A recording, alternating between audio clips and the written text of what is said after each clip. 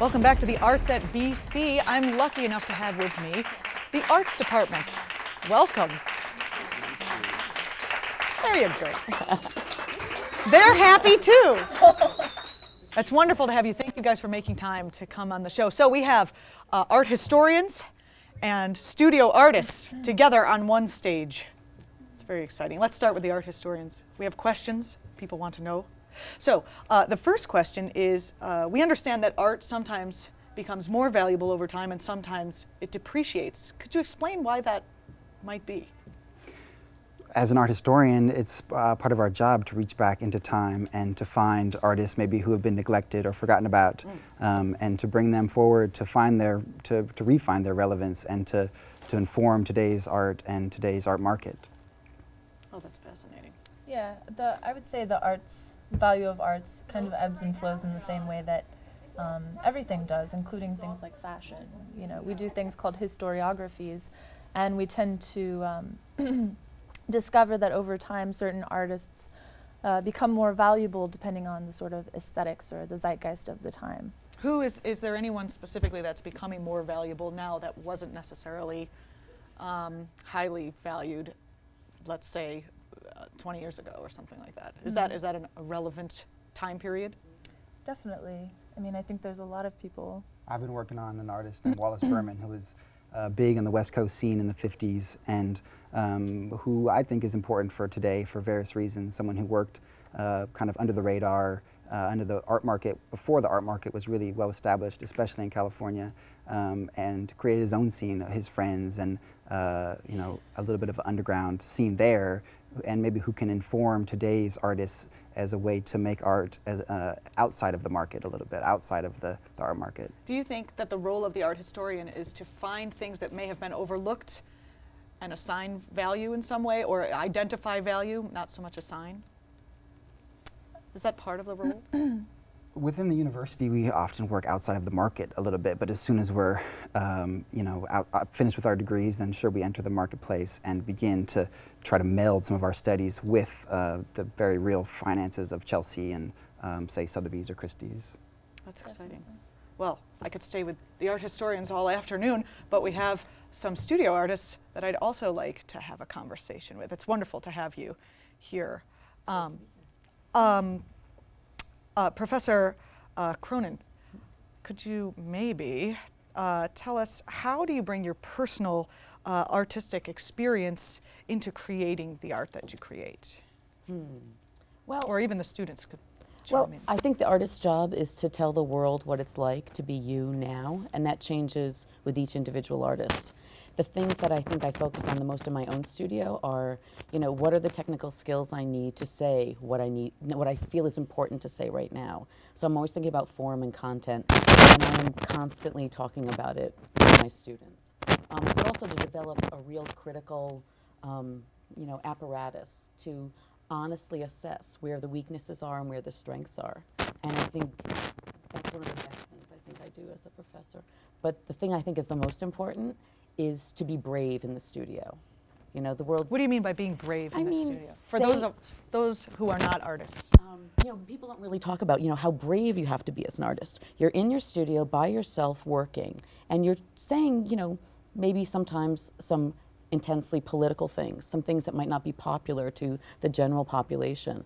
And you still have to say, no, this is important that I communicate this now, and try to find the right technical vehicle, painting, sculpture, whatever it is, to say it. So. Students, what do you think about that same issue? I think what's really important is also developing a really strong filter to be able to do those types of things. I mean, you have so many different types of things coming in from all over, and once you're in the studio, you really have to decide what you're going to let in and what you're not. And it's not about blocking yourself. Like, it's not about filtering everything out, but it's about like letting the right things in. So that's how I think about it. Gosh, I feel like I would love to just talk all afternoon. This is fantastic. We have a clip that we'd like to show and present from the open house that you guys had in your department a little while.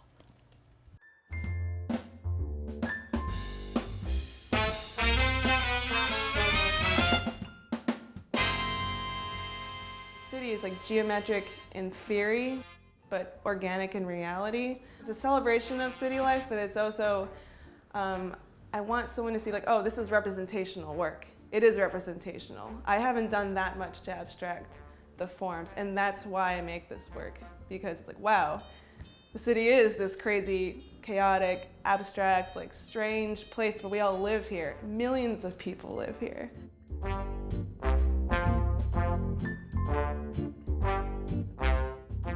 The thing that probably connects most of my artwork is just the idea of layering as much as possible. So I'll layer abstract work with representational, so it's, you know, you can kind of recognize what's happening, but also it's not purely realistic, it's not purely abstract.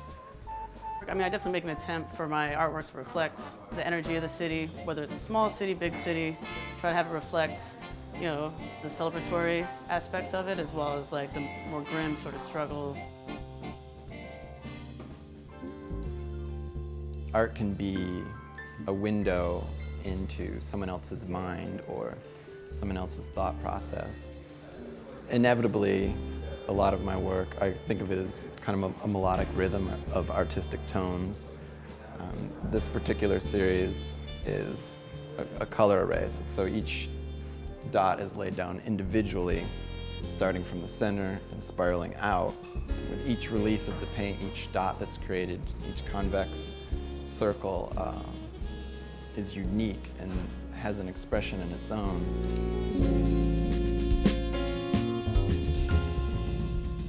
People I'm meeting from all different backgrounds really overwhelms me, and especially something about the being in the city really changed myself. What I try to do with my artwork is just visualizing all information I'm experiencing, and that somehow come out as overloaded visuals, because the things I'm experiencing here, like, it's not only one, I'm looking at you. It's more about how you get here, like what kind of surrounding environment and the smell, sound, things, touch, and all information how I ended up facing you.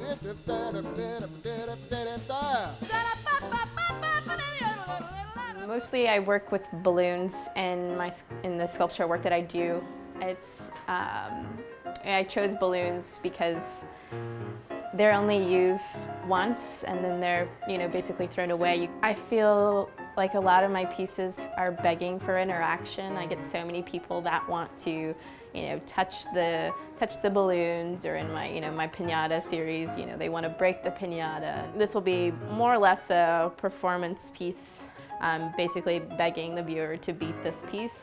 The only thing is the stick is made out of paper mache and the stick will ultimately break. So in the end the joke is on you, the viewer, because it's, you're not going to be able to get to the goods that I'm holding from you.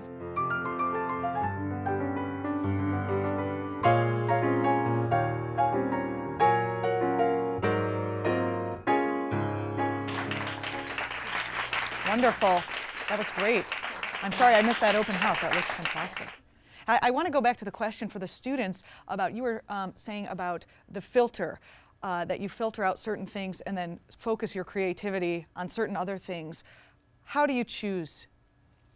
I think a lot of time, for me, it's a lot of time about forgetting some things that you learn. A lot of things. I mean, most of the time it deals with the context. When I'm thinking about the context of my work, the concept, it's a time that I'm trying to question it. Maybe the question would be a better word to use, and see if it's really the truth. Is it really a fact? So once I question that, I try to forget it and try to let other things to evolve in it and come into the work.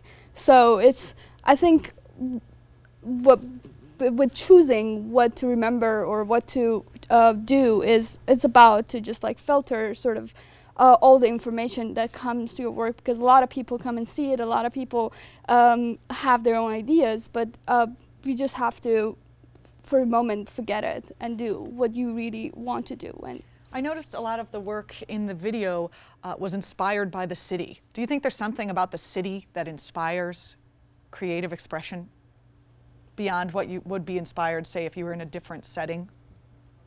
Oh, absolutely. yeah. And if you think throughout time, like all the artists that have lived in all these great cities, and what they've gotten from it and how it's inspired their work.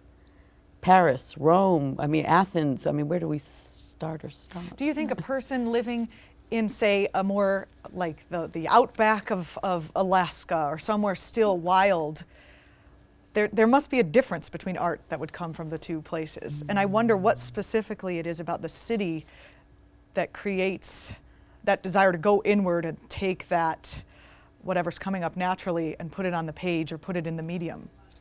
I just find that interesting. It challenges you. I think it keeps you from a routine. I think it keeps you from knowing what's coming next. It keeps you, maybe this relates a little bit to what Nosheen was saying, where you have to find things new every time. You can never know what to expect. We have, like we said before, art historians and studio artists here on the stage with us, which for me is very exciting. But the question is, how do you guys feel about collaboration? Are there any feelings between the two types of department? I think we have a very healthy relationship between both of the departments. Really, collaboration between art historians and artists extends beyond academia. That's where I hope so.